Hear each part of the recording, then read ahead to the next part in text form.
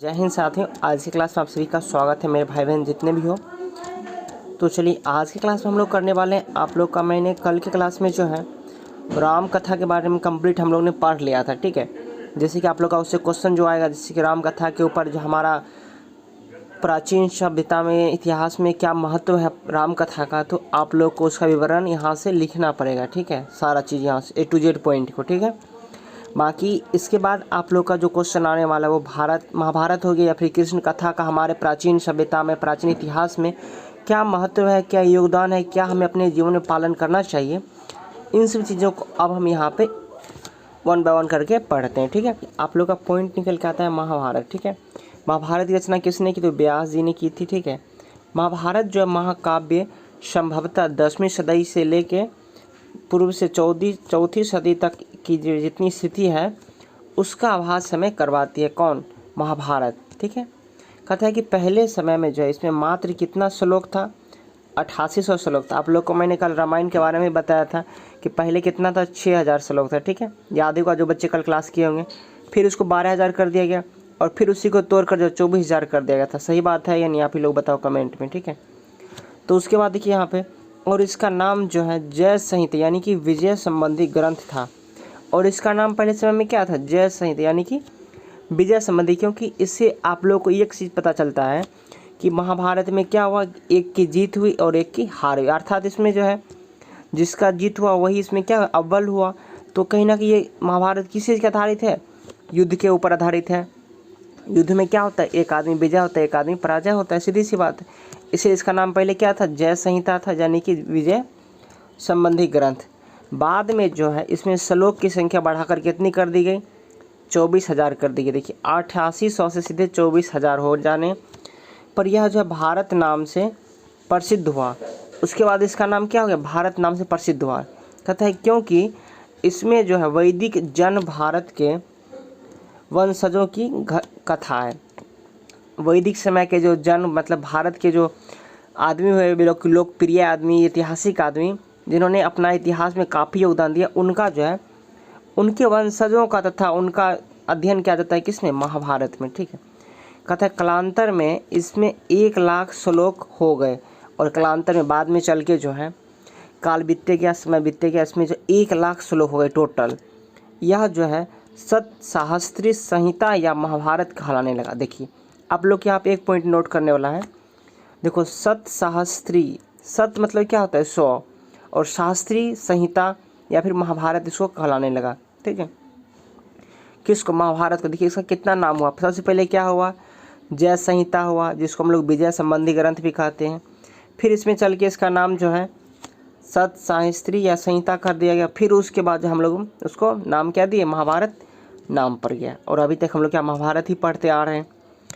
आगे देखिए इसमें जो है आप लोग को कथोपकथाएँ मतलब कथा के ऊपर कथाएँ, उसके बाद वर्णन हो गया और उपदेश। इसमें सबसे ज़्यादा महत्वपूर्ण चीज़ क्या है, भगवान कृष्ण ने जो है अर्जुन को जब रणभूमि में जो है वहाँ पे उपदेश दिए थे युद्ध के से पहले, तो वही उपदेश जो है बहुत ही ऐसा कह सकते हैं कि अभी के समय में आदमी को जो अगर दिक्कत होता है तो उनका उपदेश सुन के अपना जो है काम को सुलभ करता है, आसान बनाता है। तो उपदेश बहुत ही इंपॉर्टेंट है।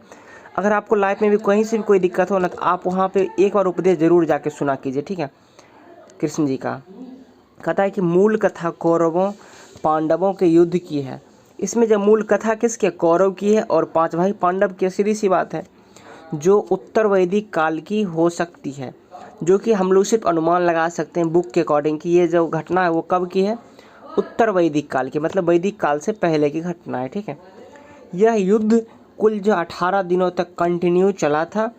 और कहता है वर्ण नाश का संबंध वेद उत्तर काल से तथा उपदेशात्मक अंश का संबंध जो मौर्योत्तर गुप्त काल से लिया जाता है। यानी कि वर्णों का जो अंश अगर हम देखें तो संबंध कहाँ से है, वेद के उत्तर काल से, मतलब वेद के पहले समय से है। तथा अगर उपदेश का बात करें, उपदेश का अंश कहाँ से लिया गया, तो मौर्योत्तर काल या फिर गुप्त काल से हो सकता है। ये अनुमान लगाया जा सकता है क्योंकि उस टाइम का जो भी चीज़ है सब अनुमानित है। कोई महर्षि, कोई ऋषि, कोई ज्ञाता लिखे तो उनको हम लोग आज पढ़ रहे हैं। कहता है कि महाभारत में जो कुल 18 पर्व यानी कि अध्याय, पर्व का मतलब ये नहीं कि फेस्टिवल, पर्व का मतलब यहाँ पे क्या हो गया, अध्याय है। 18 अध्याय को आप लोग को क्या करना है, कॉपी में नोट कर लीजिएगा। पहला हो गया आदि पर्व, दूसरा सभा पर्व, तीसरा वन पर्व, विराट पर्व हो गया, फिर उद्योग पर्व, भीष्म पर्व हो गया, द्रोण पर्व, कर्ण पर्व, शल्य पर्व, शौप्तिक पर्व, स्त्री पर्व, शांति पर्व हो गया, अनुशासन पर्व, अश्वमेध पर्व हो गया, आश्रमवासी पर्व हो गया, मौसल पर्व और महाप्रस्थानिक पर्व। उसके बाद आप लोग का लास्ट निकल के आता है स्वर्गारोहण पर्व। कहता है कि इसके अलावा हरिवंश, इसका परिशिष्ट खल पर्व है जिसमें कृष्ण वंश की कथा वर्णित है। देखिए आप लोग का महाभारत जिसके कितने चैप्टर हैं, 18 चैप्टर में इसको जो है बांटा गया है, ठीक है। और उसके बाद लास्ट में जब परिशिष्ट, जिसे आप लोग के बुक में भी लिखा रहता है ना परिशिष्ट, यानी कि उसमें आप लोग का कुछ विशेष दिया रहता है, खल पर्व दिया हुआ यहाँ पे जो कि कृष्ण के वंश से संबंधित है। तो आप लोग, मुझे लगता है अब इसमें कहीं से कोई दिक्कत नहीं होगा, ठीक है। आगे देखो, कहता है कि महाभारत एक ऐसा प्रेरणास्पद ग्रंथ है जिसमें शिक्षा से लेकर मानव अपने जो उज्जवल चरित्र का निर्माण कर सकता है। अगर आप लोग महाभारत को पढ़ते हो तो सिर्फ आप शिक्षा के लिए नहीं पढ़ सकते, बल्कि आप अगर चाहते हो कि आपका आगे का लाइफ बिल्कुल अच्छा हो, सुलभ हो और आप अपने असीम ऊंचाई को प्राप्त करो लाइफ में, तो आपको एक बार तो मुझे लगता है पढ़ना ही चाहिए भाई। उसमें बहुत ज़्यादा जो है ज्ञान की बात की गई है और उज्जवल चरित्र की भी बात की गई है। कहता है कि वह नैतिकता के मानदंडों को स्थापित करने में सक्षम है महाभारत आप लोग का। इसका सकारात्मक अध्ययन हमें जो है प्रत्येक क्षेत्र में सफलता दिला सकती है।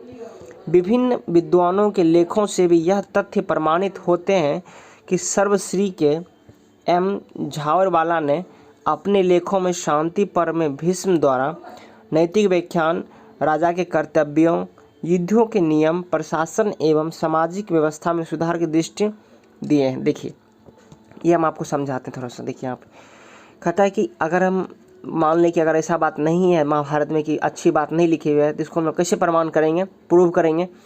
तो ये जो लेखक हैं एम झावरवाला, उन्होंने अपने लेख में भी लिखे हैं किनके बारे में, भीष्म के द्वारा जो दिया गया था नैतिक व्याख्यान और राजा का क्या कर्तव्य होना चाहिए और युद्ध के समय में कौन सा नियम पालन करना चाहिए, प्रशासन एवं सामाजिक व्यवस्था में सुधार के सभी नियम उन्होंने अपने लेखों में लिखे हैं। तो सीधी सी बात है, जब वहाँ से लिखे हैं तो अच्छा ही चीज़ है, तभी तो लिखे हैं वहाँ से। आगे देखिए, फिर एक दूसरा राइटर का क्या कहना है सो देखिए। कहता है कि NC बनर्जी महोदय ने अपने लेख parties, politics and the political ideas of Mahabharata में तथ्ययुगीन राजनीति एवं राजनीतिक विचारों का वर्णन किया है। इन्होंने भी क्या किया, कहाँ से देख के, महाभारत से ही कुछ ना कुछ वहाँ से लेके उन्होंने अपना लेख लिखा है या फिर बुक ऑथराइज किया, ठीक है। आगे देखिए, कहता है कि महाभारत जो है महाकाव्य एवं इसके प्रमुख अंश शांति पर्व एवं श्रीमद् भागवत गीता प्राचीन काल से लेकर आज तक मानव की नैतिक, चारित्रिक, भौतिक एवं आध्यात्मिक उन्नति के प्रमुख स्रोत रहे हैं। आज के समय में अगर आप चाहते हो लाइफ में शांति, उन्नति, प्रगति और अच्छा व्यवहार, संस्कार, तो आप लोग को एक बार पढ़ना ही चाहिए उसको। नहीं तो आप लोग वहाँ पे देख सकते हो कृष्ण जी का जो श्लोक जो बताते हैं सच्ची बातें, वो भी आप देख सकते हो वहाँ पे। देखिए आगे, कहता है कि सी राजगोपालचारी ने इसके महत्व पर प्रकाश डालते हुए लिखा है कि महाभारत केवल भारत की ही नहीं अपितु पूरे विश्व की संपत्ति है। महाभारत एक ऐसी पुस्तक है जो कि एक रियल घटना पे आधारित है और रियल कहानी उसमें दिया गया है कृष्ण जी का और अर्जुन का और पांडवों का, ठीक है। तो महाभारत के आदि पर्व के प्रथम अध्याय के जो है ना 84वें श्लोक में जो महाभारत के महत्व पर प्रकाश डालते हुए क्या लिखा गया है, शॉर्टकट में यहाँ पे थोड़ा सा आप लोग समझ लीजिए कि संसारी जीव जब अज्ञान रूपी अंधकार से अंधे होकर छटपटा रहे हों, तब यह महाभारत ज्ञान अर्जन की सलाखा लगाकर उनकी आंखें खोल देता है। अगर आपको लग रहा है कि हमारी लाइफ में क्या चल रहा है, वाकई में मुझे जो है कहीं ना कहीं हमको राह दिखाने वाला कोई व्यक्ति नहीं है, तो आप लोगों को जो है यहाँ पे आके एक बार ज़रूर देखना चाहिए। क्योंकि जब रणभूमि जो है कृष्ण जी को जो है वहाँ पे समझाने वाले किसको थे, वो अर्जुन को समझाने वाले थे, क्योंकि वो अर्जुन का वो कौन थे, सारथी थे। तो अर्जुन को दिमाग ही नहीं काम कर रहा था कि हम अपने चचेरे भाई को कैसे युद्ध में परास्त करें। तो फिर उन्होंने समझाया कि आखिर युद्ध में जो है कोई भी किसी का सगा नहीं होता है, ठीक है। अगर वो आपके सामने है तो वो आपका क्या हो गया, विरोधी हो गया, ठीक है। आप लोग थोड़ा सा पढ़ाई पे यहाँ पे फोकस कीजिएगा, बाकी हम आपको शॉर्ट टर्म थोड़ा सा कुछ बताते चलते ताकि आप लोग को भी मन लगा रहे, ठीक है। तो यह न केवल अज्ञान की रतौंधी दूर करता है, अपितु सूर्य के समान उदित होकर मनुष्यों की आंख के सामने संपूर्ण अंधकार भी नष्ट करता है। महाभारत आप लोगों के लिए, ठीक है।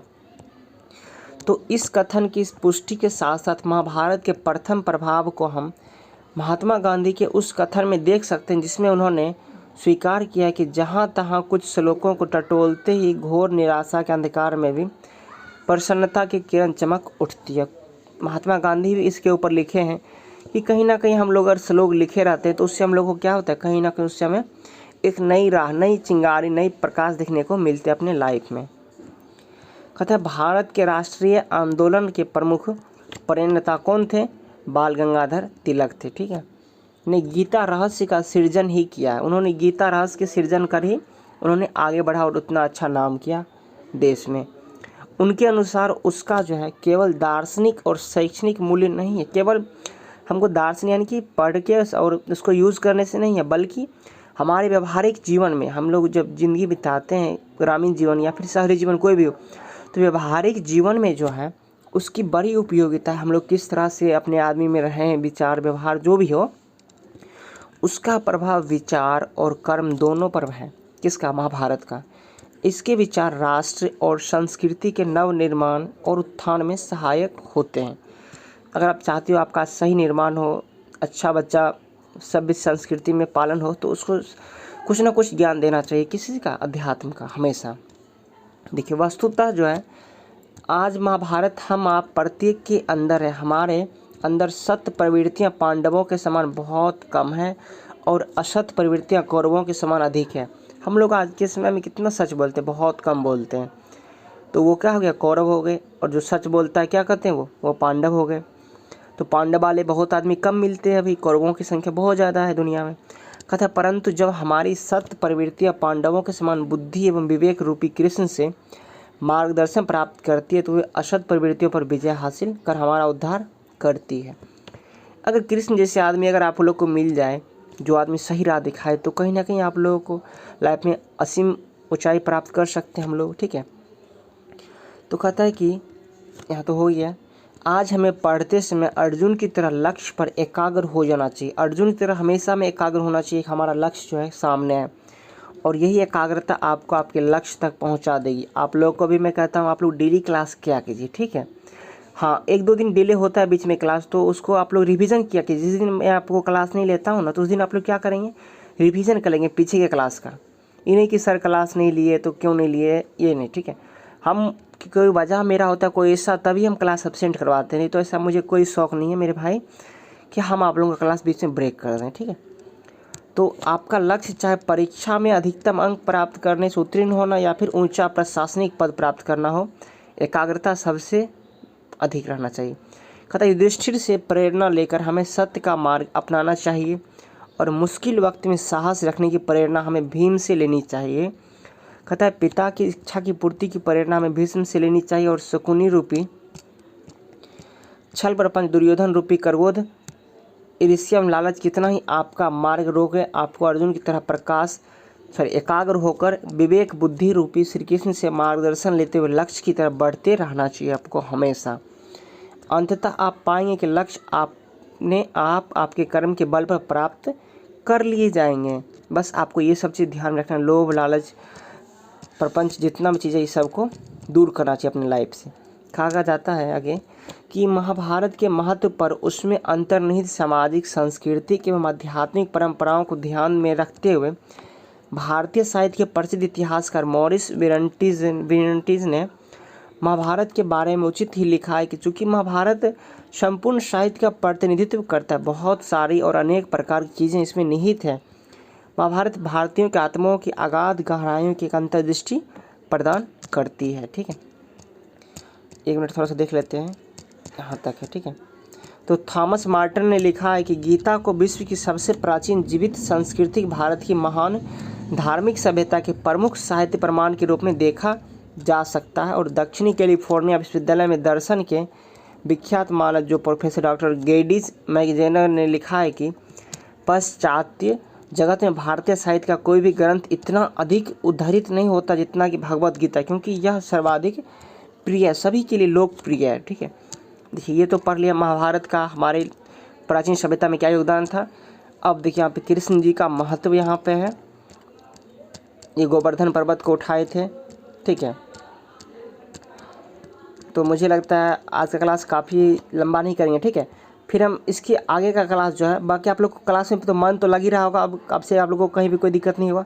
तो हम जो कल से क्लास कहाँ पे स्टार्ट करेंगे, कृष्ण कथा का महत्व। बाकी आप लोगों को क्या करना है, अपने दोस्तों में शेयर क्या कीजिए। आप लोगों से हाथ जोड़ के मेरी यही विनती है, मेरे भाई मेरे बहन जो भी हो। बाकी आप लोग का दिन कैसा गुजर रहा है, कैसा तैयारी चल रहा है, एक कमेंट ज़रूर कर दीजिएगा वीडियो ख़त्म होने के बाद। वीडियो को लाइक करके चैनल पे नए सब्सक्राइब कर लीजिएगा। धन्यवाद।